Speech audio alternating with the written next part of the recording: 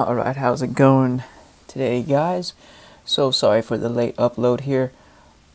The recording for this day trade, actually, audio was just terrible. It was coming in very choppy, all this nonsense. So I'm just going to do a voiceover. As you can tell, I am looking at Apollo endosurgery in the morning, APEN, and I'm looking at the 100 and the 200 EMA, making sure that they are about to cross here, the 200 and 250. And even though they're not quite crossed up, they are looking like it eventually is going to. So I switch back to the 100. Now, if I remember correctly, this APEN was about 8, almost 10 times the average volume within the first 15 minutes of the day. So this was something I really wanted to get into. And yeah, it was just doing its thing, and I'm not sure what I'm doing here.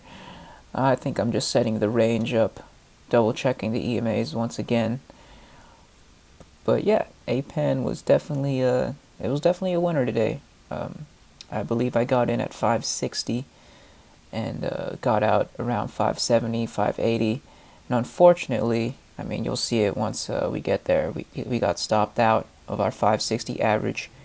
It dropped to 555, and we got stopped out at, I think, 565, something like that. And after that, I was aiming for the 100 EMA on it. Didn't really work out, and just shot up after there, or right after that. So we'll be able to see that in a moment here. But yeah, looking at Apollo, and let's see. I'm gonna skip through here in a second and see what else is up.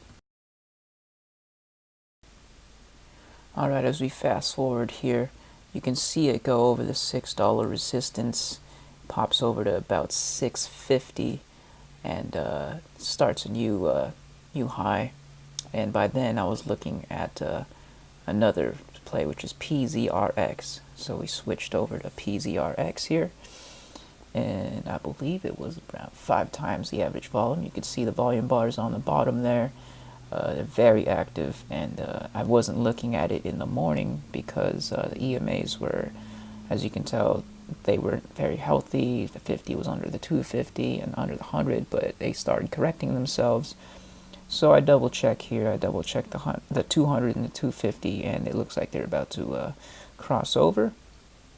And so this one was hogging a lot of the volume from our APEN place, and I believe that we added this one to the watch list and started targeting.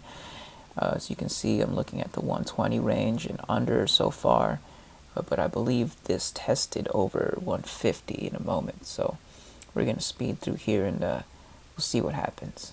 Actually, this is why I shouldn't have played this, is because I was looking at the 1-day chart, checking resistances, and you can see the 150, the 160, that was the previous range there.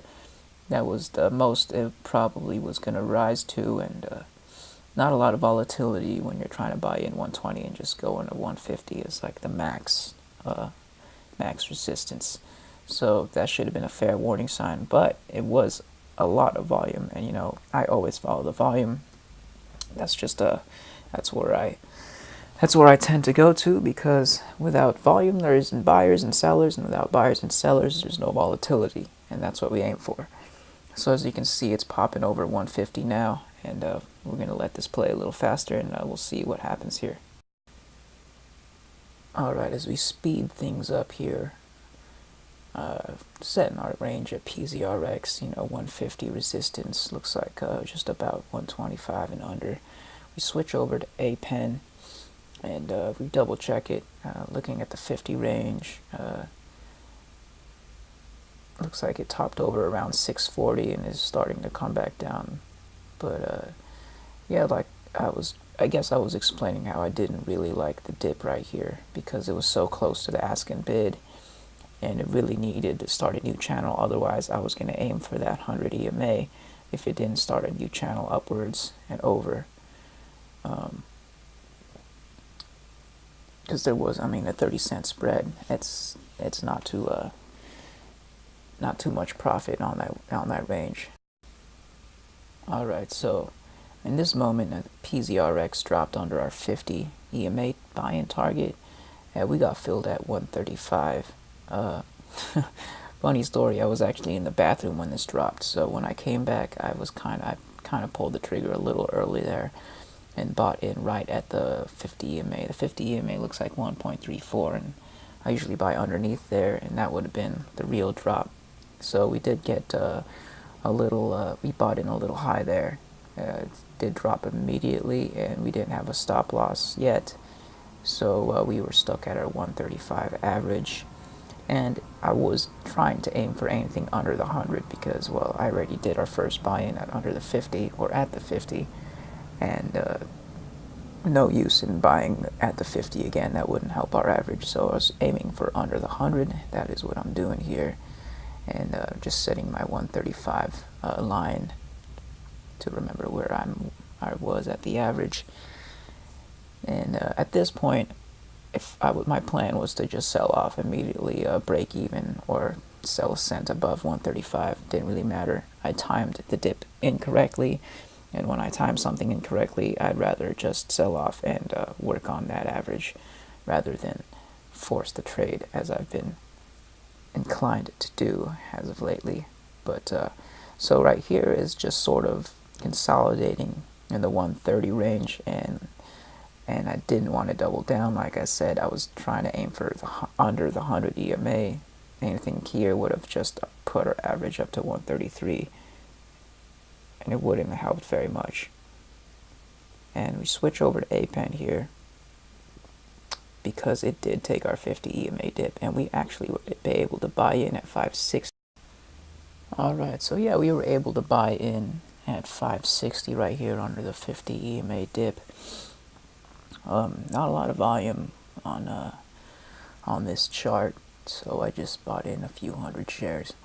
But yeah, my plan was to hop over the 580, right where the 50 EMA is, and then set a stop loss right after that. So PZRX dropped under the 100 EMA, and you know what? We actually didn't buy in here either. Because it was sitting right at the 100. It was, I mean, you can see right now it's 125. So I didn't buy in there. We switched back over to APEN because it started to climb up over 580. And I just wanted to show you guys that. So yeah, it dropped all the way down once I switched back to 115, and that's when we actually got doubled down, which I'm glad we did. At 117. Yeah, we were able to buy back in at or double down at 117, which put our average from 135 to 126, right above the 100 EMA there. And yeah, my plan was that this was a failed breakout because it dropped under the 50, no bounce back. It dropped under the 100. No bounce back, and now the 250 with absolutely no bounce back either. So my plan was to just sell at my average and break even.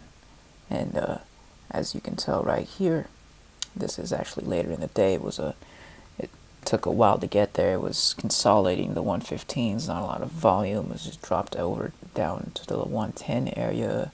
Popped over 120 a couple times, but we did manage to sell off at 126 all of our shares to break even. That was the plan. I'm glad we did it. As you can see, the 50 EMA and the 100 crossed up down below each other, and that was just a sign for me to get out. I could have waited for the short cover, and I think I let about 4 cents go on this one. I think it climbed up to 128, 129, 130 area. But you know what? The trade failed, and there's no reason for me to force the trade or to force any profit out of it.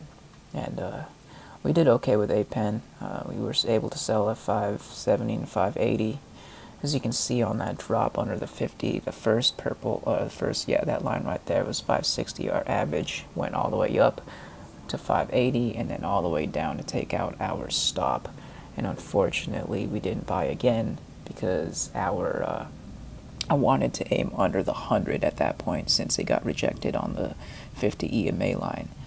And it went down to about 555, as you can see right there, 557, 555, and it wasn't much of a rocket. As you can see, those buy candles are actually not much of a buy candle, more just like people selling higher and higher.